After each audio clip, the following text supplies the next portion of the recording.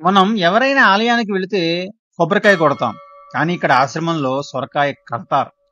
ఇలాంటి ఎన్నో అద్భుతమైనటువంటి విశేషాలు, విచిత్రాలు ఇక్కడ అర్చకుల ద్వారా మనం ఇవాళ తెలుసుకోబోతున్నాం. తిరుపతిలోని కళ్యాణ వెంకటేశ్వర స్వామి వారి ఆలయానికి అత్యంత చేరువలో ఉన్నటువంటి ఈ ఆశ్రమాన్ని తప్పకుండా దర్శించి తరించండి. చాలా శక్తివంతమైనటువంటి ఆశ్రమం. స్వామివారు కొన్ని వందల ఏళ్లు జీవించారు. అలాగే ఈ వీడియో చివర్లో అర్చకులు ఈ స్వామిని ఎందుకు దత్తాత్రేయుని యొక్క అవతారంగా పేర్కొంటారో చాలా అద్భుతంగా విశ్లేషించారు. దాన్ని అసలు మిస్ అవ్వకండి. ఈ వీడియో మీకు నచ్చినట్లయితే లైక్ చేసి, కామెంట్ చేసి 10 మందికి షేర్ చేయండి. ఇంకెందుకు ఆలస్యం, వెళ్ళే విశేషాలను తెలుసుకుందాం పదండి. అండి, నా పేరు సత్యానందిరాజు. మాకు ఒక చిన్న ధార్మికమైనటువంటి యూట్యూబ్ ఛానల్ ఉంది, సత్య సనాతన ధర్మ తెలుగు ఛానల్. అంటే మా ఆశయం ఏంటంటే దైవభక్తి లేదా ధర్మ ప్రచారం, వైదిక ప్రచారం 10 మందికి మన ద్వారా ప్రచారం కావాలి. అందులో భాగంగానే ఇవాళ సొరకాయ స్వామివారి ఆశ్రమానికి వచ్చాం. అసలు ఈ ఆశ్రమం గురించి కానీ, అసలు స్వామివారి గురించి మీరు వారి పుట్టు పూర్వత్రాలు ఏంటో చెప్పండి. స్వామివారు ఎక్కడి నుంచి వచ్చారు, వారికి ఉన్న శక్తులు ఏమిటి, అసలు జనాలు ఈ ఆశ్రమానికి ఎందుకు రావాలి? నా పేరు మునుస్వామి సార్. నీ గుళ్ళో పూజారిగా ఉండా 30 ఏళ్ళుగా. ఇది ఈడ స్వామివారి సజీవ సమాధి 123 ఏళ్ళు అయింది. సొరకాయల తాతగారని స్వామివారి సజీవ సమాధి ఆలయం 1902లో స్వామివారు సమాధి అయ్యాడు. సజీవ సమాధి 123 ఏళ్ళు అయింది స్వామివారు. ఆయన జీవించిన కాలం ఇంతవరకు ఎవరికి తెలియదు. స్వామివారు జీవించిన కాలం అంతా పెద్ద ఆయనలాగానే జీవించాడని జీవి చరిత్ర. మన షిరిడి సాయిబాబా, వెంకయ్య స్వామి, వీర బ్రహ్మయ్య గారిలాగా అవధూత, రాఘవేంద్ర స్వామి లాగా సజీవంగా సమాధి ఈడ సజీవ సమాధి 123 ఏళ్ళు అయింది. స్వామివారు నెగిటివ్ ప్లేస్ చెన్నై. చెన్నైలో జీవించాడు చాలా ఏళ్లుగా. జీవించారు కానీ పుట్టారని తెలియదు, పెరిగింది ఎవరికి తెలియదు. దత్తాత్రేయ రూపంలో జన్మించిన ఆయన సొరకాయల తాత. చూసిన కాలమే కానీ ఆయన పుట్టడం పెరగటం అంతా ఎవరికి తెలియదు. చూసిన కాలం అంటే చూసిన కాలం అంతా పెద్ద ఆయన లాగానే చూసి ఉన్నారు. ఆయన పెద్ద ఆయన అంటే ఒక 60-70 ఏళ్ళు పైన ఉండే పెద్ద వయసులో ఉన్న వ్యక్తిగానే కనిపించారు కానీ చూసి ఉండారు. అందువల్ల అందరూ ఆయన తాత తాత అని పెట్టి పిలుస్తారు. సొరకాయ అనేది వీలుగా పేరు పెట్టింది. సొరకాయ అనేది ఆయనకి అచ్చగా పాత్ర. స్వామివారికి బిచ్చాడం చేసుకుంటా ఉన్నది సొరకాయ బుర్రతో. ఆయన ఊరు పేరు ఎవరికి తెలియదు. ఈ సొరకాయ బుర్ర పెట్టుకొని చుట్టే వల్ల అందరూ సొరకాయల తాత అని పెట్టి పిలుస్తారు. మొక్కున్న వాళ్ళు ఈ గుడికి వస్తే మొక్కుంటే కోరికలు తీరాలని సొరకాయలు తీసుకుని వచ్చి కడతారు. కొంతమంది కోరికలు తీరిన తర్వాత నమ్మకంతో తెచ్చి కడతారు. కొంతమంది ముందే వచ్చిన్నాం కదా గుడికి, సొరకాయ కట్టేసిపోతే మంచిదని కొంతమంది ముందే తీసుకుని వచ్చి కోరుకొని కట్టేసి నమ్మకం. వాళ్ళు ఎంత స్వామి మీద ఎంత నమ్మకం పెడతా నమ్మకం తొందరగా నయం చేపిస్తాడు. ఆయన చాలా ఏళ్లుగా మద్రాసులో జీవించుకొని ఆడ సిద్ధ వైద్యాలు ఎక్కువ చేస్తారు.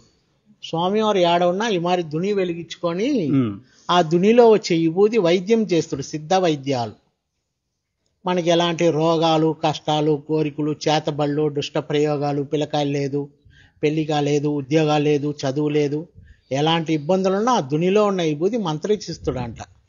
స్వామి మాకు ఇలాంటి కష్టాలు ఉన్నాయి, మరి కోరికలు ఉన్నాయి, ఇలా మా బాధలు ఉన్నాయి, మిమ్మల్ని నమ్ముకొని వచ్చినా మా కష్టాలు తీర్పిచ్చు స్వామి అంటే అన్ని ఆరోగ్యాలకి మంచిదని ఆ దునిలో ఉన్న విభూది మంత్రించిస్తాడు స్వామివారు. దునిలో ఉండే విభూది ఆయన గారు ఉండేటప్పుడు వెలిగించిన దుని ఇది. స్వామివారు ఏడపోయినా అగ్నిహోత్రం లేకుండా ఉండడు. ఇప్పుడు స్వామివారు వెలిగించిన అగ్నిహోత్రం ఎప్పటికీ అలాగే ఇప్పటికి వెలుగుతా ఉంటుంది సార్. 1902లో స్వామివారు సమాధి అయ్యాడు. ఆ సమాధి అయ్యేటప్పుడు వెలిగించిన దుని ఎప్పటికీ ఆపకుండా any time day and night వెలుగుతా ఉంటుంది, రేయి పగులు. ఆ దునిలో వచ్చే భక్తులు హోమానికి పుల్లులు, నవధాన్యాలు, నెయ్యి, కర్పూరము, హోమ పుల్లులు ఇవంతా తీసుకొని వచ్చి ఆ హోమంలో వేయించుకొని కోరుకొని పోతారు. ఈడ ఎలాంటి ప్రాబ్లాలు ఉన్నా, బాడీలో ఎలాంటి దుష్ట ప్రయోగాలు ఉన్నా కూడా ఆ హోమం కాడ కూర్చొని ఆ 3 చుట్లు ప్రదర్శన చేసుకొని కూర్చొని ధ్యానం చేసుకొని పోతే ఎలాంటి దుష్ట ప్రయోగాలు ఏదున్నా బాగా అయిపోతుంది. దానికి వచ్చి 100 ఏళ్ల పైన జీవించాడు ఆయన. ఇక్కడికి వచ్చి మద్రాసు నుంచి జన్మించున్నాడు. పుత్తూరులో చూసిన కాలము 200 సంవత్సరాలు జీవించాడని జీవి చరిత్ర. అక్కడ పుట్టారని తెలుసు కానీ ఎప్పుడు పుట్టారో తెలియదు. పుట్టడం పెరగటం ఎవరికి చూసిన కాలమే. అందరూ చూసిన కాలం పుత్తూరులో చూశారు మొట్టమొదటిసారి. 200 సంవత్సరాల ముందు చూసిన వాళ్ళు 200 సంవత్సరాలుగా జీవించున్నాడు పుత్తూరులో. ఈ నారాయణ ఆరోగ్యం 100 ఏళ్లుగా జీవించున్నాడు. చెన్నైలో 400-500 సంవత్సరాలు ముందు చూసిన వాళ్ళు కూడా పెద్ద ఆయన లాగానే చూస్తున్నారు. ఆయన మనకి ఇన్ని వందల సంవత్సరాలని చెప్పలేము ఎవరికి తెలియదు. చూసిన కాలమే కానీ ఆయన పుట్టడం పెరగటం ఎవరికి తెలియదు. చాలా ఏళ్ళుగా ఆయన అట్లా ఊర్ల మీద చుట్టుకొని తిరుమలకి పోయేసి వచ్చాడు. తిరుమలకి పోయి కళ్యాణ వెంకటేశ్వర మాలు చూసుకొని ఆడ పోయి శ్రీనివాసం అది చూసుకొని వచ్చేటప్పుడు స్వామివారు రేణుగుంట, పుత్తూరు అలా చూసుకొని పుత్తూరులో కొన్నేళ్లుగా ఉండి చివరికి నారాయణవరంలో 3 దేవతలు వచ్చి పెరుమాళకి పద్మావతమ్మ వారికి పెళ్లి అయిన స్థలం నారాయణవరము. వాళ్ళు పాదాలు పడిన పుణ్యక్షేత్రము నారాయణవరం. మనం ఈ ఊర్లోనే ఉండిపోతాం. స్వామివారు పుత్తూరు నుంచి ఈ ఊరికి వచ్చి ఈయనే కొన్ని ఏళ్లుగా ఉండి రాఘవేంద్ర స్వామిలాగా సజీవంగా సమాధి అయిపోయాడు. నేను విన్నాను స్వామివారు ఈ స్థలాన్ని కూడా ఆయన ఎంపిక చేసుకున్నారు. ఆయన స్థలం ఎత్తుకొని ఆయన చూసి ఈ ప్లేస్ లో నాకు సమాధి చేయించని ఆయనగా చెప్పింది ఆయన చేయించారు. చాలా సంతోషం. చాలా విశేషాలు చెప్పారు. మాకు ఒక్కసారి ఆశ్రమం చూపిస్తారా? మాకు చూపిస్తాం సార్. రండి ఆశ్రమం చూద్దాం. స్వామివారు వాడిన పాత్రలు ఇవి. స్వామివారు 100 ఏళ్ళ ముందు పెట్టుకొని ఉంది.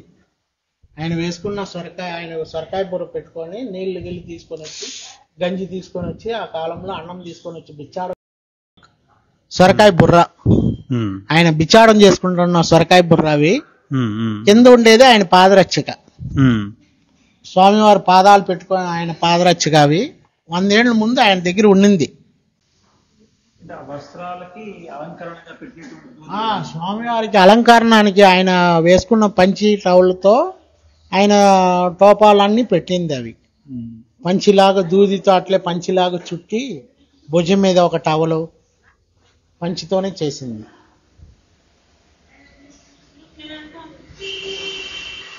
చేతి కర్ర స్వామివారిది. ఇవి కూడా చూడండి గొడ్డలి. అవును సార్.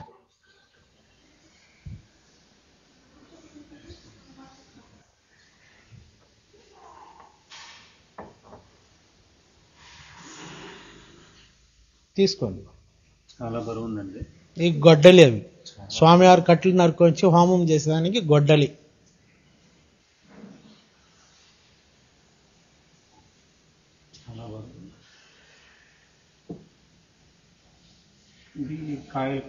ఈ పండ్లు నరుకొని తినేదానికి కత్తి మావి.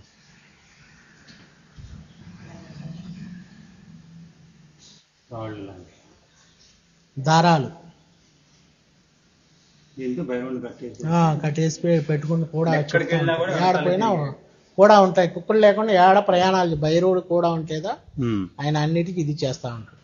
బై రోడ్ లేకుండా ఏడ ప్రయాణాలు చేయడు. వాడి సంతతి ఇంకా ఏమన్నా ఉందా? వాళ్ళది కూడా ఉన్నాయి సార్. చెన్నైలో రైలే నిలిపిన్నారు. ఆయన చెన్నైలో ఉండేటప్పుడు కుక్కలను పట్టుకొని ఆయన బిచ్చిమెత్తా ఉంటే ఆ సొరకాయ బుర్ర ఆయన వేసుకున్న వస్త్రాలు ఎంతో ఒక మూటగా కట్టుకొని చేతిలో పెట్టుకొని రైలు ఎక్కాడనమాట. రైలు ఎక్కితే టీటీఆర్ వచ్చి టికెట్ అడిగాడనమాట. టీటీఆర్ వచ్చి టికెట్ అడిగా, స్వామి మా దగ్గర సన్యాసులు మేము ఏడన్నా పోవాలంటే ఆడ పోయేస్తాము, మా దగ్గర డబ్బులు లేవు అంటే టికెట్ లేకుండా ఎవరు ప్రయాణాలు చేయకూడదు స్వామి, దిగేయండి అని చెప్పేశారండి. చెన్నైలో ఎగ్మోర్ రైల్వే స్టేషన్ ఆడ చెప్పిన తర్వాత ఆడ స్వామి ఏమి అనుకోకుండా స్వామివారు దిగి బయట వచ్చేసాడు. ట్రైన్లో కూర్చోంటే దిగి వచ్చేసి ఆడో కానుక చెట్టు కింద ఆడపోయి కూర్చున్నాడు. ట్రైన్ కదిలే టైం అయింది. ట్రైన్ కదల్లా. ఎంతో మెకానిక్లు ఎంతో ఇంజనీర్ వచ్చి చూశారు, ప్రాబ్లాలు ఏమి లేవు, ట్రైన్ బాగానే ఉన్నాయి, ఎందుకు కదలలేదంటే కొంతమంది ఆడ చెన్నైలో తెలిసిన వాళ్ళు ఉండారు. ఆడ తాత గురించి తెలిసిన వాళ్ళు ఉంటే మరి ట్రైన్ కదలలేదు ఏముండి అడిగితే ఈడ ఎవరన్నా స్వామివార్లు వచ్చారా కుక్కలు పట్టుకొని, స్వామివార్లు ఎవరన్నా సన్యాసులు ఎవరన్నా అంటే ఒక స్వామి మాత్రం వచ్చాడు. ఆయన ట్రైన్లో కూర్చున్నాడు, మేమే దింపేశాము. ఆయన చేతిలో తడికర్ర పెట్టుకొని కుక్కలు పట్టుకొని వస్త్రాలు తీసి బిచ్చగాళ్ళలాగా ఉన్నాడు. ఆయన ఎవరో చూడండి చూస్తామనేసి ఆడ ఎతికి చూస్తే ఆయన ఏడ కనపడలేకుండా కానుక చెట్టు కింద ఏడపోయి కూర్చొని ఉన్నాడు అనమాట. ఆయన దగ్గర పోయి మనసారి స్వామి ఈ మరి ఏదో తప్పు చేసేసాం, మమ్మల్ని క్షమించండి, ట్రైన్ కదలలేదు, ఎందుకు కదలలేదని ఏమి తెల్లా, అది ఎందుకురా కదలలేదు, పోతా ఉండాయి కదరా, మా సన్యాసులు మా దగ్గర వచ్చి మీరు ఏదైనా ఒక పిడికి అన్నం వేస్తే మేము తినేసి ఏడో ఒక చోట్ల ఉంటాము, డబ్బుల కోసం మేము ఎందుకు ఊరు అంతా చుట్టపడతామా, ఏం లేదు కదా, మేము ఏడన్నా చూడాలని పోవాలని ఉంటే ట్రైన్లో ఎక్కి కూర్చున్నాం పోవాలని, ఏ మారి వచ్చి టికెట్లు అడిగితే సన్యాసులు టికెట్లు అడిగితే మేము ఏడపోయేది అని. తర్వాత లే స్వామి మమ్మల్ని క్షమించండి, ట్రైన్లోకి వెళ్తే సన్యాసులు ఎవరెక్కినా టికెట్లు అడగము, మీరు వచ్చి ట్రైన్ ఎక్కండి, ట్రైన్ కదలలేదు మరి క్షమించండి మన్నిచ్చేయండి అంటే క్షమించిన తర్వాత అది ఏడరా పోతా పోకుండా ఏడరా పోతా తడికర్ర చేతిలో పెట్టుకున్నాడు. ఆ కర్ర ఎత్తి దూరంగా వేస్తే ఆ ట్రైన్ పాటికి ట్రైన్ కదులుతా ఉన్నది. ఆ కర్రే అది వేస్తే ఆటోమేటిక్ ఆ ట్రైన్ పోతా ఉంది. అలా బుద్ధి చెప్పారు. అలా వాళ్ళు బ్రిటిష్ వాళ్ళకి మంచి చేయిస్తే వాళ్ళు మంచి చేయించుకొని వాళ్ళు వచ్చి ఇక్కడ సమాధి అయ్యేదానికి ఆ కాలంలో 1860లో స్వామివారి సమాధి అయ్యేదానికి పర్మిషన్ ఇచ్చారు. సజీవ సమాధికి 1860 ఆయన రిజిస్ట్రేషన్ చేయించింది గుడి. 1913లో గుడి రిజిస్ట్రేషన్ కాగితం చెన్నై. సొరకాయల స్వామివారు కైంగర సమాధి అని చెన్నై వాళ్ళు బ్రిటిష్ కాలంలోనే అవి చేయించి ఉన్నారు. 1902లో స్వామివారు సమాధి చేయించి ఉన్నారు. ఈమె గారు మంగమ్మ వాణి తాతకి శిష్యురాలు. తాతగారి ఈ ఊరికి వచ్చిన తర్వాత తాతకు కూడా సేవలు చేసుకుంటా అమ్మవారు కాలమైన తర్వాత సమాధి చేయించిన స్థలం. స్వామివారు సజీవ సమాధి, అమ్మవారు కాలమైన తర్వాత సమాధి చేయించారు 1930లో. స్వామివారు సజీవ సమాధి తాతగారు ఇక్కడే చేయించమని స్వామివారు చెప్పిన తర్వాతే ఆయనకి పక్కనే ఆయన గుడి సమాధి చేయించాలని ఆయన ఆశీర్వాదం ఇచ్చిన తర్వాతే అమ్మవారు సమాధి చేయించారు. మంగమ్మని అమ్మవారిది ఈ ఊరే. తాతగారు ఈ ఊరికి వచ్చిన తర్వాత ఆయనతో కూడా ఉండి సేవలు చేసుకుంటా కాలమైన తర్వాత సమాధి చేయించారు. ఆమె అద్భుతాలు ఎక్కువ చేసి ఉన్నాయి ఈ ఊర్లో. మంగమ్మ అవ్వని చెప్తారా? మందికి ఈ ఊర్లో ఉండే వాళ్ళకి కొంతమందికి మంచి చేయించి ఆరోగ్యాలు బాగలేకపోతే ఆయన పోయిన తర్వాత సమాధి అయిన తర్వాత కూడా ఆమె మంత్రిచ్చి అన్ని ఆరోగ్యాలకి అన్నిటికీ ఆమె మంత్రిచ్చి ఇస్తుంది. గాలిగిలి పట్టుకున్న వాళ్ళు పోగొట్టేది అంతా అమ్మవారు చేయించుకుంటా ఉన్నారు. సొరకాయల తాతగారు ఫస్ట్ ఈ ఊరికి వచ్చి ఈ ఊర్లోనే 100 ఏళ్లుగా జీవించేటప్పుడు స్వామివారు ఈయన్నే ఐక్యమైపోయి ఈయన్నే ఉన్నాడు. ఈ ఊరంటే పుత్తూరు నారాయణవనం. నారాయణవరంలో ఈ ఊరికి వచ్చి ఈడే ఒక 100 ఏళ్లుగా ఉండిన స్థలం. ఇవి ఈ ప్లేస్ లోనే వండుకొని శివలింగాన్ని పెట్టుకొని పూజలు చేయించుకున్న స్థలం. ఇదే శివలింగం ఇదే ఆయన యూజ్ చేసిన శివలింగం, ఆత్మలింగం. దీని మనం తపోస్థలం అంటే ఈడ తపస్సు స్థలం. తపస్సు చేసుకుంటారు. ఈడ స్వామివారు తపస్సు చేస్తా ఉన్నాడు. ఈ ఊర్లో వచ్చి ఈడ వండుకొని హోమాలు కట్టి తపస్సు చేసుకొని ఆయన ధ్యానం చేసుకొని ఉండేటప్పుడు చేపించింది. ఈడే ఆత్మ అనే ఆయన వదిలిన స్థలం. ఇది కరెక్ట్ గా ఇది ఆత్మలింగం అని అంటారా? శివలింగం ఆత్మలింగం. బ్రహ్మానందం పరమసుఖదం కేవలం జ్ఞానమూర్తిం ద్వంద్వాతీతం గగన సదృశం ఏకం నిత్యం విమలమచలం తత్పరీ సాక్షిభూతం భావాతీతం త్రిగుణరహితం సద్గురుం తం నమామి. శ్రీమత్ సొరకాయ స్వామి సద్గురువే నమః. సొరకాయ స్వామి వారు స్వామివారు యొక్క జీవ సమాధి. గురు దత్తాత్రేయుడు సొరకాయ స్వామిగా అవతారం చేసి సమాధి చెందిన క్షేత్రం. స్వామివారు జీవించిన కాలం 500 ఏళ్లకు పైన. స్వామివారు సమాధి చెంది 124 సంవత్సరాలు అవుతుందండి. 1902 గరుడ పంచమిలో స్వామివారు సమాధి ప్రవేశం చేశారు. స్వామివారు సాక్షాత్తు గురు దత్తాత్రేయ అవతారంగా స్వామివారు వెలుసున్నారు. గురు చరిత్రలో మొదటి అవతారమైనటువంటి శ్రీపాద వల్లభ అవతారంలో శ్రీపాద వల్లభ స్వామి ఒక విషయాన్ని చెప్తారు. ఒక పుణ్యక్షేత్రం యొక్క పవిత్రతను కాపాడేదానికి ఆ పుణ్యక్షేత్రంలో ఒక అవధూతగా అవతారం చేసి సమాధి చెందుతానని చెప్తారన్నమాట. ఇక్కడ సాక్షాత్తు పద్మావతి అమ్మవారు అవతారం చేసి, మహాలక్ష్మి అమ్మవారు పద్మావతి అమ్మవారుగా అవతారం చేసి తిరుమల వెంకటేశ్వర స్వామిని వివాహం చేసుకున్న ఈ క్షేత్రంలో గురు దత్తాత్రేయుడు సొరకాయ స్వామిగా అవతారం చేసి సమాధి చెందటం అనేది ఒక విశేషము. రెండవ అవతారం నృసింహ సరస్వతి అవతారం. నృసింహ సరస్వతి అవతారంలో సన్యాసి ధర్మం గురించి చెప్పేటప్పుడు లోహంతో చేసిన పాత్రలు ఏవి వాడకుండా వెదురు, సొరకాయ, మట్టి, చెక్క వీటితో చేసిన పాత్ర వాడుకుంటూ దండధారి అయి ఉంటానంటారు. ఇక్కడ సొరకాయతో చేసిన పాత్ర వాడుకుంటూ దండధారి అయి ఉంటారు. కొంతమంది శిష్యుల్ని గృహస్థాశ్రమానికి పంపించి తీర్థయాత్ర చేయటకు పంపించినప్పుడు తీర్థాల గురించి చెప్తూ వస్తున్నప్పుడు ఇక్కడ ప్రవహించే నది అరుణానది. ఆ అరుణాది యొక్క ప్రస్తావన ఉంటుంది. క్షేత్రాల గురించి చెప్తున్నప్పుడు కళ్యాణ నగరం దర్శించండి అంటారు. ఇది కళ్యాణ నగరము. సద్గురువుల రూపాల్లో జీవుల్ని ఉద్ధరిస్తాడు కనుక సద్గురువు సేవ మోక్షానికి మొదటి మెట్టు చివరి మెట్టు అని కూడా చెప్తారు. ఆ తర్వాత సద్గురువుల రూపాల్లోనే దత్తాత్రేయుడు అవతరించి తన మహిమలతో భక్తుల యొక్క భక్తి విశ్వాసాలను చూరగొని వారిని ఉద్ధరిస్తాడు. ఇది గురు చరిత్రలో ఉన్నటువంటి విశేషాలు.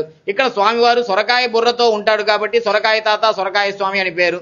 అవధూతలకు పేర్లు కనిపించవు. వాళ్ళు ఏం వాడుకుంటారో ఆ వస్తువులను బట్టే వాళ్ళకు పేర్లు పెట్టడం ఉంటుంది.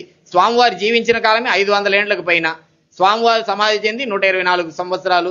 150 సంవత్సరాలుగా ఆరని అగ్నిహోత్రము, స్వామివారు వెలిగించిన అగ్నిహోత్రం ఇప్పటికీ 150 సంవత్సరాలుగా ఆరకుండా వెలుగుతూ ఉంటుందండి. ఇది స్వామివారి యొక్క విశేషం. మీ పేరు సరవణ అండి. శరవణ. చాలా సంతోషం, చాలా ముఖ్యమైన విశేషాలు చెప్పారు. అసలు సొరకాయ స్వామి వారిని దత్తాత్రేయుని అవతారంగా ఎందుకంటారనేది నాకు తెలియని కొన్ని విశేషాలు చెప్పారు. ఎందుకంటే కళ్యాణ నగరం అంటే నారాయణవనం అంటారన్న విషయం మాకు తెలియదు. పూర్వనామం. ఎందుకంటే గురుచరిత్ర నేను చాలాసార్లు పారాయణ చేశాను, కానీ నాకు తెలియని విషయాలు ఇవాళ శ్రీపాద వల్లభుల జయంతి రోజు చెప్పారు. ఆయన భాద్రపద శుద్ధ చవితినాడు జన్మించారు కాబట్టి ఆయన కృప మా అందరి మీద ఉండాలని మీ యొక్క విలువైన సమాచారాన్ని మనస్ఫూర్తి ధన్యవాదాలు తెలుపుకుంటూ సెలవు తీసుకున్నాం. చాలా సంతోషం స్వామి. జై సద్గురు మహారాజ్ కి జై. స్వామికి జై. రండి ఒకసారి వెళ్ళి మనం ఆశ్రమాన్ని పూర్తిగా చూసి వద్దాం. స్వామివారి ఆరతి కూడా జరుగుతోంది. ఈ ఆశ్రమం యొక్క లొకేషన్ కానీ ఫోన్ నంబర్స్ కానీ అన్ని డిస్క్రిప్షన్ లో ఇస్తాం. సరేనా? పదండి.